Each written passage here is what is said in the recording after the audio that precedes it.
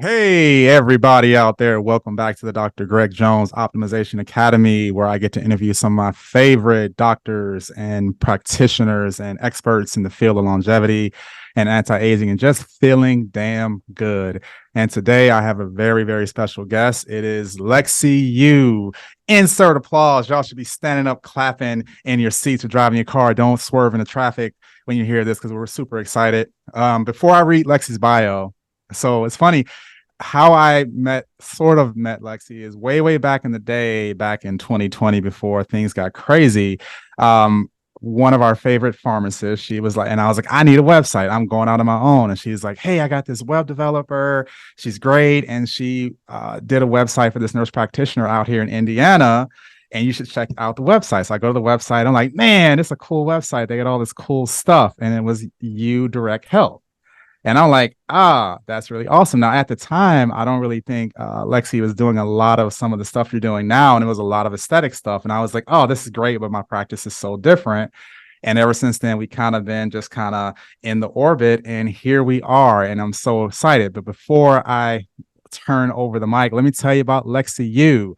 Lexi is the founder and owner of Yoo Direct Health, a leading healthcare practice that focuses on integrative medicine, anti-aging treatments, and bioidentical hormone replacement therapy. She is double board certified as a nurse practitioner in the areas of family and pediatric medicine, with a passion for providing comprehensive and personalized care to her patients. As a dedicated healthcare professional, Lexi strives to make a positive impact on her patients' lives, delivering personalized care that addresses their unique needs and concerns. Through Yoo Direct Health and the YDH Training Academy, she continues to push the boundaries of healthcare innovation, empowering others in the field to achieve excellence in patient care and well-being. And without further ado, welcome to the show, Lexi. Thank you, Greg. Thank you. It's awesome. It's awesome watching you also grow in your business and your practice and just kind of reconnecting every time we see each other at a conference. Like, hey, what you doing now? Oh, look at this cool thing I found. Oh, you're doing that? Yeah, let me go ahead and try that. How's that protocol again? So it's awesome. That's what I love about doing this and going to conferences. And as you know, also a peptide provider, integrative medicine provider, that's how we grow. That's how we learn. And that's how we evolve. This community is by collaborating with each other, whether you're a PharmD, a naturopathic doctor, a nurse practitioner, a physician, all of us, we got to stick together to make this thing go. And I love it. I absolutely love everything about it. That's so awesome. So awesome. Yeah, I definitely have learned and met so many people in this journey. Learned so much and met so many really cool people, and including yourself. Now, here's my question. So looking at your bio, you started off in pediatrics and family practice, and now you're doing all this really cool longevity, anti-aging, peptide stuff. How did that happen? Because those are two really different worlds. Yeah. Yeah. You know, it's funny is sometimes when I'm doing like erectile treatments, I'm like, I started out taking care of babies. Like, how did I turn here? Right. Mm-hmm. So I've been a nurse practitioner for 12 years. I started out in pediatrics, became a pediatric nurse practitioner, worked for pediatric general surgery and trauma. So very much into procedural, loved doing lines and chest tubes and all those things. Well, as I myself had children, it got hard to take care of kids because it's like you kind of, you have an emotional tie to them because now I'm a mom. So there was an opportunity to go work in an urgent care system locally in our community, and they really wanted to bring in pediatrics. Also, being bilingual in Spanish, it was a great opportunity for me to kind of better serve another type of population. It was great. Worked there for about a year, and they approached me and they're like, "Hey, we love you. We want you to stay, but we need you to start seeing adults." And I'm like, "Ugh."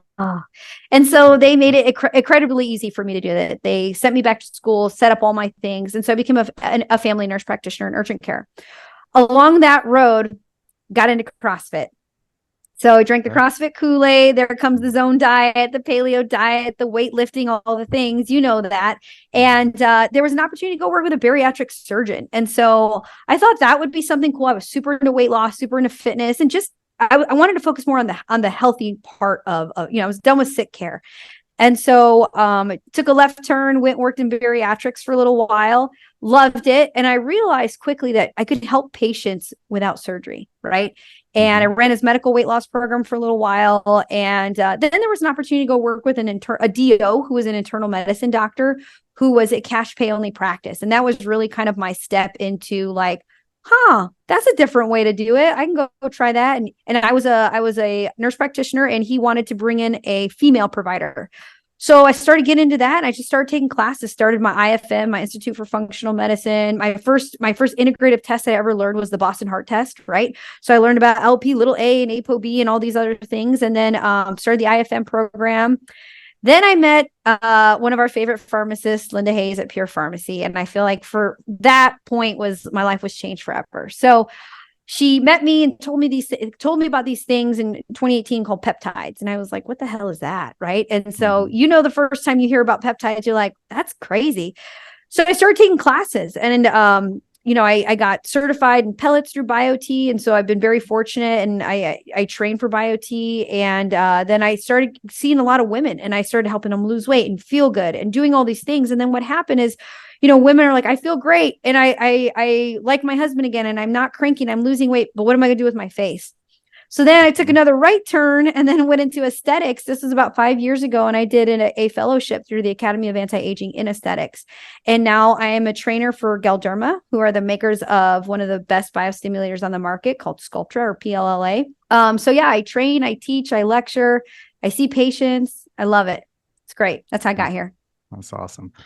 For those of you listening, if you want my translation, this is a boss lady. That's the translation if you want to break that all down. So I'm really glad you you gave me a great segue into the aesthetics, right? Into the skin. And so what we really want to dive in today, this is a 2-part podcast here, but the first part you guys are going to love, because we're going to get all about skin and hair, right? Because I mean, at the end of the day, I remember I was at a lecture pre-COVID, and I can't remember the guy speaking, but he was like, hey, no matter what's going on in the world, people are going to take care of their skin and their hair, no matter what, right? So as long as you can provide some options to help people with that, your practice will stay alive, and that it has, right? So let's get into skin, because again, when people think about anti-aging, and I hear it all the time, when you say anti-aging, the first thing people think is Botox, right? They think fillers, right? So it's more of an external thing, but we both know that there's an internal component to that as well, an internal component to that, right? So I think my thought process, medicine, no matter what, is before you start treating something, I need to know why, right? What's going on, what's causing it. So from your experience and your expertise, what would you say are the main root causes of skin aging? Yeah, absolutely. I think when I look at it, or when I'm teaching or doing a consult about aesthetics and skin aging, automatically you're right. People think about injectables, and it's like, no, your skin is the biggest organ in your body, and you have to protect that. So, tox and fillers and Sculptra, that's like putting the icing on the cake. But you got to put the basics in there, like, the other ingredients. And so I started thinking about like your intrinsic factors. And so those are things like your genetics, right? Thinking about their metabolism, thinking about their sun exposure, those kinds of things. And then you think about the extrinsic factors. So that would be like the toxins in the environment, the light exposure, radiation. Do they wear SPF? So when you think about, what's happening genetically and then what's happening externally, those two things is what kind of compromises or factors that influence the skin, right? So when I'm trying to help someone, I start to look at, I look at it very holistically, because that's the way that I am trained. So I talk about, their hormones, where are they at? If they're postmenopausal, they're going to be losing estrogen. When they lose estrogen, they're going to be losing one of the most important things that holds skin tightness and plumpness together, and that's collagen. Collagen. That is one of the most important things that we can do to help support our skin, is supporting our collagen. And there's so many different ways that we can do that, whether it is collagen induction therapy, like microneedling, whether it is taking nutraceuticals like collagen, whether it is laser therapy, peels, skincare. I mean, there's so many different things that you can do for it. And really, peptides is just another way that we can really optimize the cell signaling when it comes to collagen production. And not only that, like reducing the SNAP8, which blocks acetylcholine, which we all know what that does, right? That's how Tox works, right? It's how Botox and Dysport works, but peptides also do that. So it's super cool. And so I would say that intrinsic and extrinsic factors are the biggest things that affect skin aging, is genetically where you're at. And then what are the environmental, lifestyle, nutrition, your driving side. If you're in the car all the time, your left side is typically going to be a little bit more wrinkly than your right, because that's where the sun exposure hits. Are you a retinol user? Do you use vitamin C? So your skincare plan. And when patients come to us for aesthetics, we always ask them, what is your skincare regimen? because you can't treat your face like a flip-flop and expect it to look like a Louis Vuitton. It's a lot of flip-flop faces out there. See, that's, you don't want that. You know, you gotta have No. a good, gotta have a Gucci face. Can't have a Yes. flip-flop. Plump and collagen. Yeah. They need to have that, right? So it's great because we talk about that a lot. You know, it's great. I'm promising you guys, we did not talk before this. Is whenever I kind of process it with my patients, I'm like, okay, look at your internal environment, your external environment, right? External, like you said, is the toxins, the pollutants, right? Or are they smoking, right? Which can kind of go internal and external, right? But a lot of the work we do is that internal stuff, because I think that's the part people miss out on, right? And realize like, okay, if you're drinking a lot of alcohol or drinking or eating a lot of carbs or sugar, get this whole glycolation thing, right? And now your collagen just doesn't function as well, right? So it kind of makes it stiff and maladaptive and all that stuff. And obviously like nutrient deficiency, right? Because we'll talk more and more about that. I think stress is a big one too. And that's a hard one, man. I don't know about, it's hard because people say I'm stressed and we'll get into hair and it's like, okay, you got to get a hold of that, right? And that's a hard one, right? Stress to me is like fatigue. It's like there's so many things, right? But it's like, what's the right thing? And then also, sleep. If you ain't sleeping, you're going to be wrinkly, unfortunately that you need to, kind of restore. And then the hormone piece as well. I think a lot of that is postmenopausal is a great one as well. We'll get into like more peptides. We get older, we lose growth hormone. All these different factors come into place, right? So it is a two-sided coin, right? It's never just, it's like, it's never one thing. It's never that one thing. Yeah. It's like looking at the whole picture, right? Totally. So, and I think what we'll see too, Greg, is, and that's actually, I was just speaking at a conference this weekend, we will see aesthetic practices jumping on board with integrative medicine, looking at gut health, looking at how to optimize the internal stuff, because that's the same population. Those are the people, they care about what's going on here. They need to be caring on what's going on in here. And I think we're going to see a big shift in the aesthetic world to be aesthetic and wellness. I kind of put this in our little talking points here. And I was thinking about it. I was like, oh my God, we can spend a lot of time on this. But I really, just because you're in this world, and some people listening may not be familiar or just kind of think about it. What would you say? And I'm going to word this a little different, right? So what would you say in your practice would be and we're going to get into peptides and all that, would be your top 3 kind of aesthetic skincare treatments that you offer? Yeah, absolutely. So I would say the biggest thing that we do is polyalactic acid, or PLLA. So this is Sculptra. So Sculptra is a biostimulator. It stimulates your own collagen and production. And why I think we use that so much is that we lose 1 to 3% of collagen every year after the age of 20, right? So when you think about that, we're constantly declining that. A lot of our patients, when they come to us, they want to look natural. They don't want to look overfilled. And what I like about Sculptra is that many people they look like their normal face. They just look refreshed, or they just look volumized.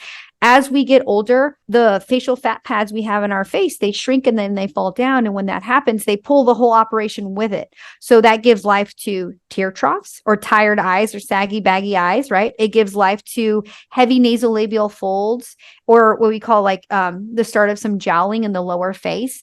And then it just makes everything kind of sad and just kind of fall down.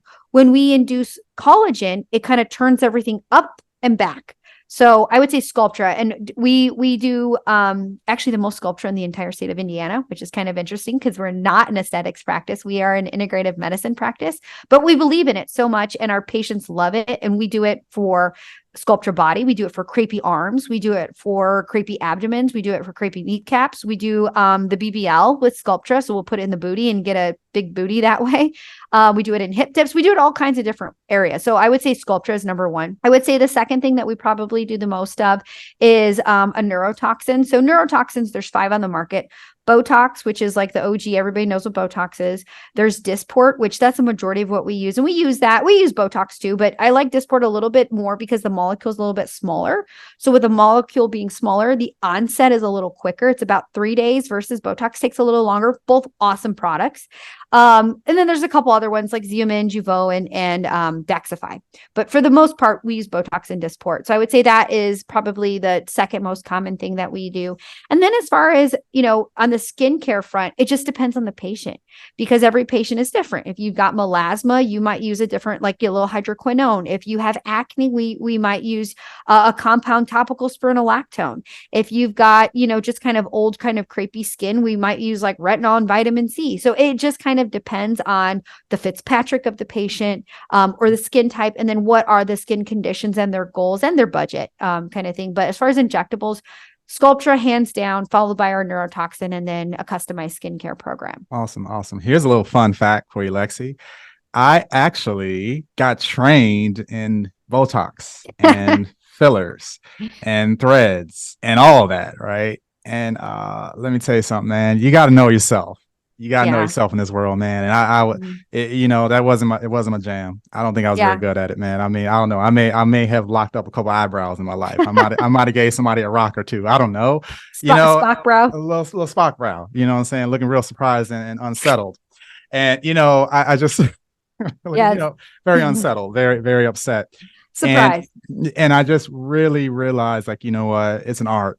You're injecting people, and I was like, you know what, this ain't my art. This is not my thing, So I quickly, after it took me about 2 months. I was like, I shouldn't be doing this. I shouldn't be. This is not the jam, right? So I think it's a passion for it.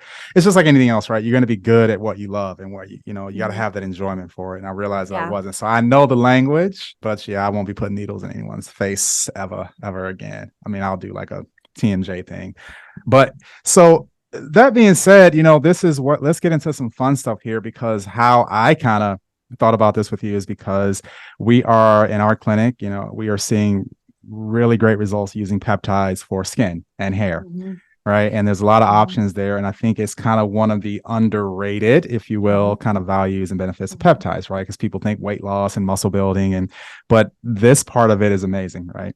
And peptides that you don't even think will do this for you are helping with that. I actually had a patient today was like, oh my God, my skin. And I'm just like, wow, that's great, because, we're doing peptides help her with inflammation and kind of some anti-aging, and she's seeing those benefits. So that being said, let's dive into some of the most amazing and influential. Oh my God, I feel like I'm back at it. That's the most influential peptides for skin and hair, right? So let's turn it over to you. What would you say your number one peptide is for skin health? Absolutely. So this is GHK-Cu copper. Now, what's so cool about this peptide, and this, it can be injectable. You can pair it with argirellin and lufazole. You can pair it with BPC 157 and make it a burn cream. You can pair it with so many other little compounds, and it's all cell signaling. So it's like, oh, we're going to turn that cell on and this receptor on right now. So I would say I'd start off with a GHK-Cu, and you can do that systemically as an injectable. As you know, I always tell patients that little KCU in there can sometimes, if you're injecting it, can kind of burn or leave like a little welt. So I always try to warn patients with that, just so they're aware. It's not going to hurt them, but it can happen. And an ice pack actually works really well. If you ice it before, inject it, and then ice it after, I find that works really, really well. I like to utilize GHK-Cu topically into a serum, comboing it with lufazole and argirellin. I find that works really well. And what GHK-Cu does in particular, I don't think I said that, is that it helps by stimulating collagen, elastin, and fibroblasts. And so that is what basically kind of makes up the skin and the tissue. So if we think about PLLA or Sculptra, that stimulates collagen. We're just doing it in a different way. So GHK is a great option for something like that. I like to do it in a serum as well. And I really like to do it in like the neck and the décolleté area, because I feel like everyone walks around with an awesome like face looks great. And then I'm like, whoa, what happened to your neck or your chest? And so I like comboing that together. And what we find is that the argirellin and the lufazole, they help by blocking the SNAP8 complex. So SNAP8 is what helps block acetylcholine. Acetylcholine is what causes contraction. And so if we block the contraction, you raising your eyebrows or your frontalis or frowning your procerus muscle or squinting your obliquus oculi muscle, it relaxes. So a really good test that we're actually working on here is we're trying to see if topical GHK with argirellin and lufazole will maybe potentially extend the half-life of your neurotoxins. So I have a patient who's volunteered to do a split face study. So we'll see how that goes. Very cool. Very Yeah. cool. Now, a couple questions about the GHK copper. Well, before Mhm. that, I think another thing too, when I explain it to patients, that when the other benefits, it actually increases that whole angiogenesis thing, right? So getting Mhm. more circulation to the Mhm. skin, so getting more oxygen and nutrients, which to skin cells is a big benefit of it too. Now, Mhm. something one of my patients brought up, and I know you mentioned neurotoxins and thinking about some of the benefits of GHK. Have you? This kind of a random question here, just because I haven't looked it up yet. Yeah. Have you seen any practices, or have you ever thought about actually injecting GHK, like almost like a Botox, into the Right. actual? I have actually been asked this question probably 3 or 4 times by all different providers. Mhm, I've never injected it like a neurotoxin, only because that copper burns so mhm, bad. yeah, And I just kind of worry about it. I've even tried to consider working with the pharmacy to see if we could buffer it, but I think it would change the properties of it. And so then it's like, well, then is it really that effective? Where I could see it could be very helpful is using it in conjunction, like as a serum, mhm. over the frontalis cerebellar, the umbilicus oculi, the neck décolleté area, to help reduce the contractility. But I've never actually injected it as if it were a toxin or a tox. Yeah. No, I wouldn't touch it. Too painful. Yeah. It just burns. Yeah. And again, I think we use a lot of it in gel form. It's like I had a patient do it. I think we just didn't stick with it long enough. We actually used the GHK copper in a cream with estriol, because Mhm. I was like, oh, this could be kind of, Yeah. fun. It's kind of getting that, that glow, so to speak, right? So kind of like the Mhm. hydration of the skin as well. Yeah. So but the thing is GHK, and I think sometimes this is where it goes down to, like, with peptides, it's a labor of patience. And I think we, Yes. we get the instant gratification, well, slightly instant gratification, right? So if you do a neurotoxin, then okay, give me 3 to 4 days and bam, right? Right. It may take a couple months to start seeing the Mhm. benefits with GHK copper, right? So I think that Mhm. people, and they start seeing it, I'm gonna say like week 3, week 4, they're like, oh, they're starting to notice some things, right? But I think Yeah. getting people in the mindset of this is patience. And I think that one Yeah. case where we did the GHK and the trial, we did a month. She's like, man, I think looking back at, like, you got to give it another month. Right. You kind of have Yeah. to, right? Because things Yeah. just don't Absolutely. happen that fast at the cellular level, right? The two peptides that you kind of mentioned and you kind of briefly touched on, I don't think a lot of people are familiar with them, because they're hardly ever given like by themselves. The Mhm. Lufacil and Argeline. I'm sorry, I always mispronounce it. Origeline, right? Got it. I said that Okay. right, right? It's not. I don't use it that I don't often. know. I've heard it be called arginine or I know. I'm just saying arg Origeline. I'm gonna go. See, argireline. now I got you saying it wrong. You know what? I should have kept my good mouth. Argirelin is how I've ever heard it. Argirelin. I don't know. Let's call it Arigelin. It's Arigelin. Arigelin. Like Magellan, but Arigelin. I know we just spent way too much time on that. So this peptide, so you mentioned it kind of blocking SNAP8, and then Mhm. reducing that release of acetylcholine. So is that more so when you think about Botox, just kind of reducing that contraction of the facial muscles, Yeah. or? Yeah. So if we think about what neurotoxins do, or Botox, or botulinum toxin A or B, it blocks acetylcholine, which blocks the contraction. So if we're blocking that using that, basically that SNAP8, it should elicit the same results, if that Mhm. makes sense. Yeah. And then Lufacil, same process with that one as well. That's also kind Mhm. of. Yeah, Mhm. when I've read about them, I've always been heard like they were always like together, like they've never been Mhm. by themselves. Exactly. Yep. So I don't know if it's just you can't have one without the other, and then they like they work together. Well, I think it's safer too, because I think what you don't, when it comes to, you mentioned neurotoxins, is the Hmm. fact that if you overdo it, you can kind of, you basically lock that muscle up. You prevent it from contracting, and that's where you get some of the sagging and the drooping, and you Right. can't contract the Right. muscle at all. And I think there's a safer avenue using these. Now, I think, are they Botox? Absolutely not. Using Botox as a No. general name, they're not, No. right? So you're not going to Right. apply these and be like, okay, I'm frozen and slicker than a cat ass on my forehead, right? That ain't happening, Right. right? Right. But in support of that and improving that for a, kind of supporting it, I think that's where the benefit kind of comes in Hmm. as well. Yeah, absolutely. And I think if you're a practitioner and you're bringing this on, I think you need to be very careful on what marketing words you use. Do not call it Botox like cream, because it is not. Allergan will come find you. Mm. If you might want to say like anti-wrinkle cream or something to that effect, or, skincare cream, I think that would be good. But do not call it Botox like cream. Okay. All right. I did a little Google searching because, I don't want to us walking away and they'd be like, damn, Lexi and Dr. Jones and Greg, they don't know how to say it. Argireline. Argireline. I looked at Argireline. Argireline. Let's go Argireline. We got this. I can move on with my life. Argireline. Yeah. Argireline. I can move on with my life now. Okay, Yeah. so the next one, I can't move on, man. I'm stuck. Can't live my life out in these streets saying the peptide wrong name. So another thing we want to talk about, there's a peptide we use a lot, and we think about it for fat loss and muscle building and sleep and all that.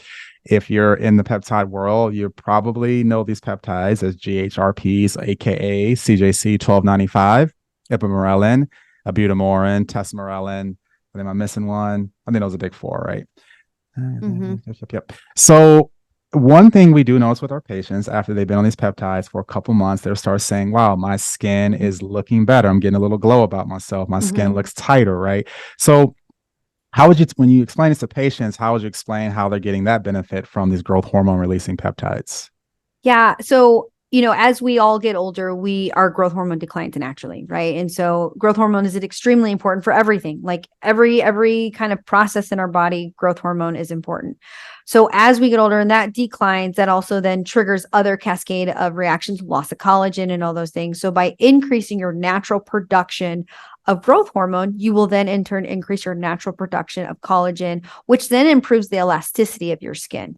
So I try to give patients the timeline, right? And I say, around week 4 to week 6 is typically where I start to see like your skin's a little tighter, your neck's a little smoother, especially if they're losing weight, they get the crepey skin. And so I love adding in a growth hormone secretagogue for that exact reason, is because it kind of pulls things up. I've even had patients report that it does help with some like cellulite and like some dimpling with that too as well. So yeah, I would say it's because of the loss of growth hormone. And as we kind of help to replace it, it also increases the natural collagen production, which can help with tissue repair and elasticity and all those things. Collagen. Right? It's the name of the game.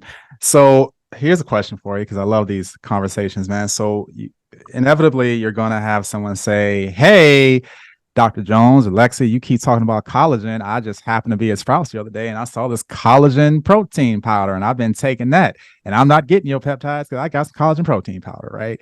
How would you respond to that?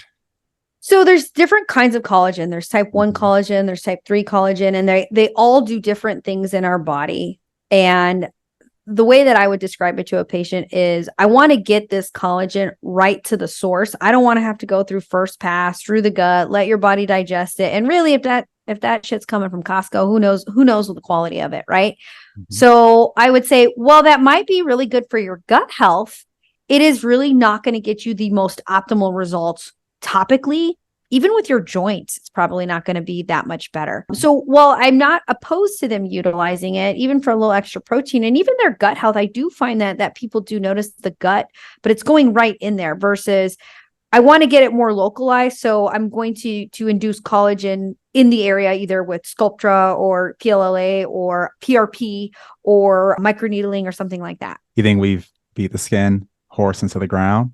I think we have. Yeah. I mean, I'm trying to think. I think that's really good. One thing I will say is we've also seen really good success with acne is topical KPV. And I feel that actually is really, really good. I've had a couple cases of, just because we're on skin, of plaque psoriasis in the occipital area of the scalp. And I know we're going to get to the hair. And this poor lady, she's been all over, tried all kinds of stuff. And within one cycle, which a cycle of KPV for us is about 6 weeks, damn near gone. She's like, I don't even think I had psoriasis. I'm like, ma'am, you've done Derm. I'm pretty sure that's what you had. And so I think topical KPV for acne and I think injectable KPV for psoriasis is a really good option. The other thing with the topical, if for a wound, a scar or a burn, because I think I was telling you I'm presenting on that combo BPC TB4 GHK injected into the scar is amazing. And part of that, it helps with the pigmentation, helps accelerating the fibroblast production, and it accelerates wound healing. So I feel like, yes, we're all beautiful, but we've got some other things to achieve: scars, psoriasis, acne. all those are really good peptide options as well. My good friends out there is what we call a little foreshadowing, because in part 2 of our podcast, we are going to talk about acne and scars and all that. And I'm going to talk about KPV and how we've actually injected it directly into painful cystic acne and watch that lesion like shrink. It is awesome watching that happen, right? So I said I don't inject people's face, but you got cystic acne. Well, I'm putting a needle in that. You can't be walking around here like that, like a little unicorn. There's a little bump on my forehead. Can't have that. So that being said, let's transition here. Let's talk about hair, right? Because hair is so important for a lot of people. Because again, it's it's part of our identity, and especially when you've had it your entire life, and then it's just like you look up one day and now your hair is falling out, or it's getting thinner, and it's frustrating because obviously a lot of times people just don't know why.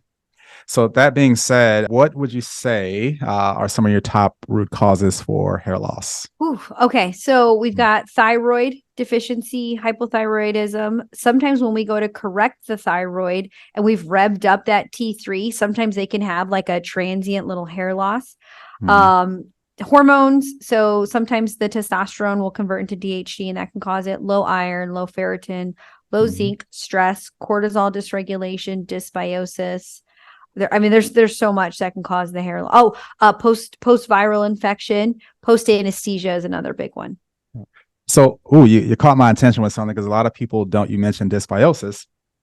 A lot of people don't think about gut health and hair. Let's dive into that a little bit. Yeah, absolutely. So we do a fair amount of gut testing. We utilize something called the GI map test, which checks for the 4 pillars of the gut, which are infection, inflammation, insufficiency, and imbalance. And so much of transport, absorption, all that is happening in the gut and the microbiome. And so a lot of times we'll see, once we've started correcting that, we start to notice that their hair is coming back in. Or not only that, they're absorbed if they have an insufficiency dysbiosis. So they're maybe like lacking certain digestive enzymes. They may not be absorbing certain things. And so once we get it working again, their iron comes up because they're actually absorbing some of their nutrients. I think one of the things we look at too is how they're losing hair, like the pattern, right? And so when I think about the hormonal and we think about hormonal or the androgenic alopecia, we're thinking about that whole it's a lot of that male pattern, baldness, right? So like that receding hairline, thinning on the crown, I call it the bald eagle's nest, where you got the ball at the top and the hair is around the side.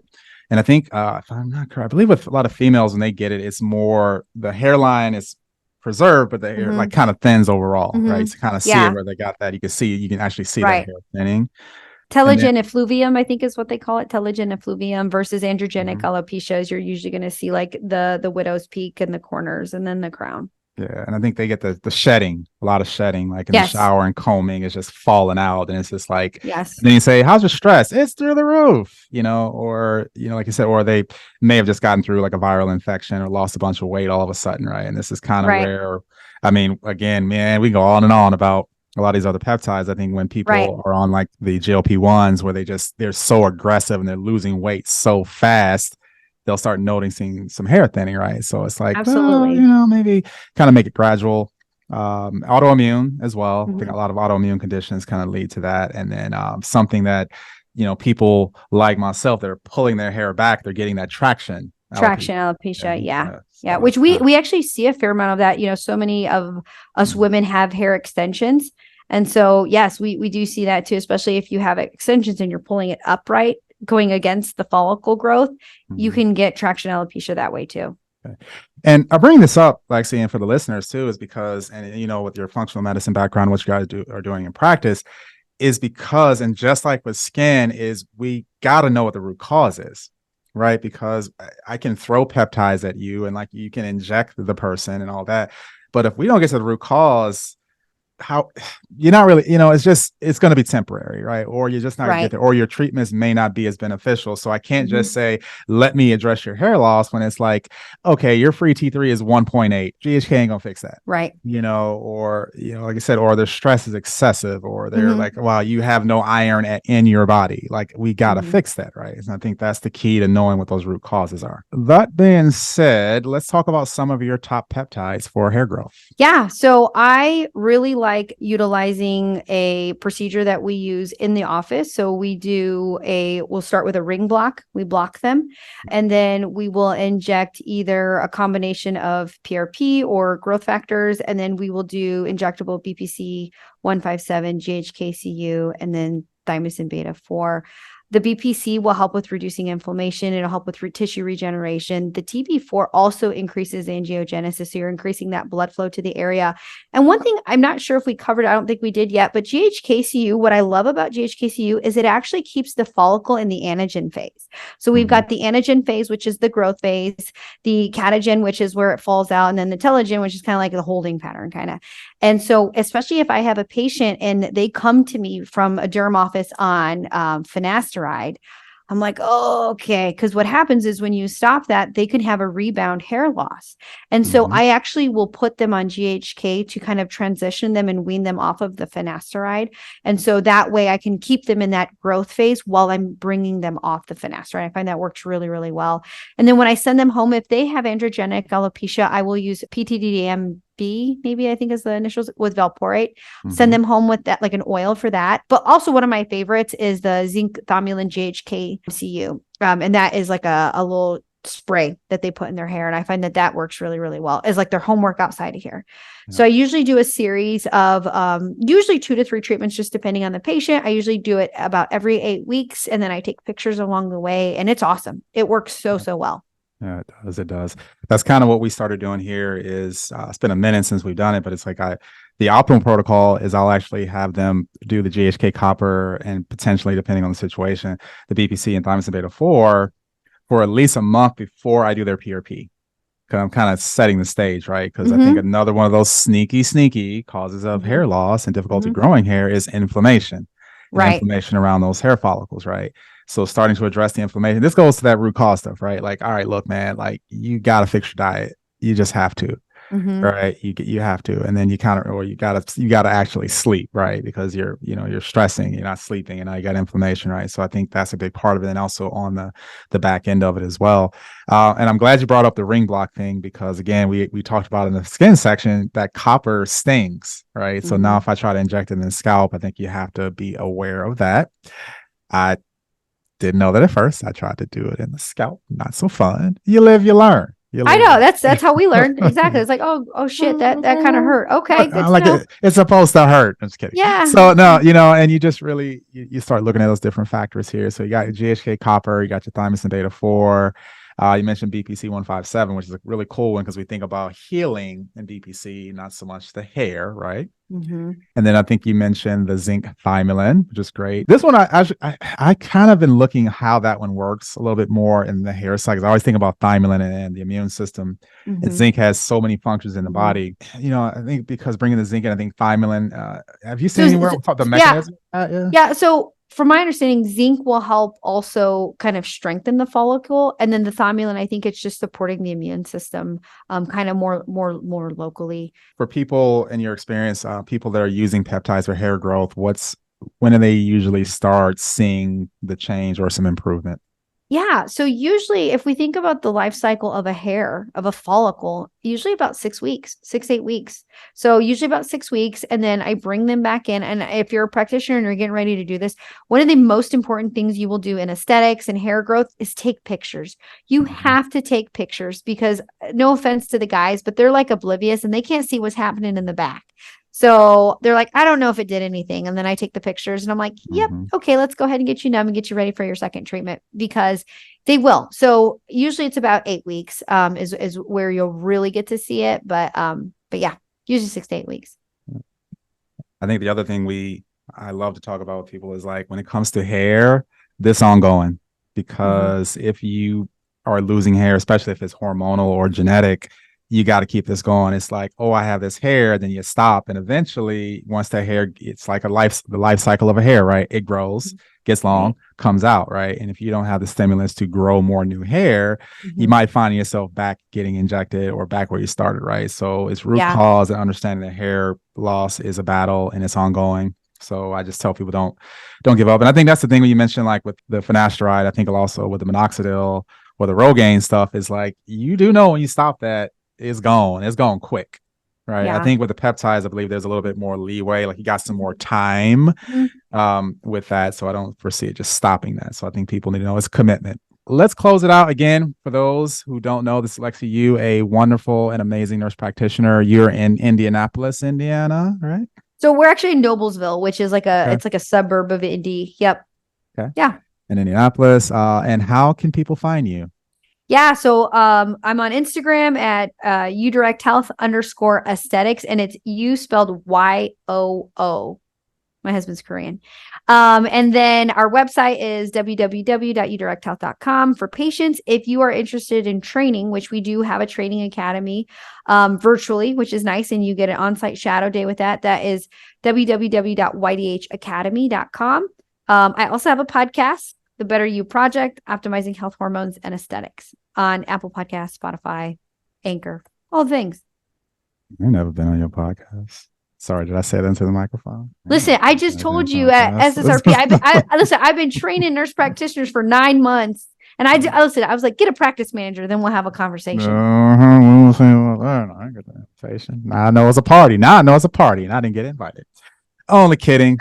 Only kidding. I will be there soon. I will come. I will visit my family in Chicago and motor down to Indianapolis or that suburb and hang out and do your podcast. And absolutely. Hang out with you and Linda and have some fun. Oh my gosh, that'd be too much fun. It would be. So, all right, everyone. We thank you for listening and tuning in.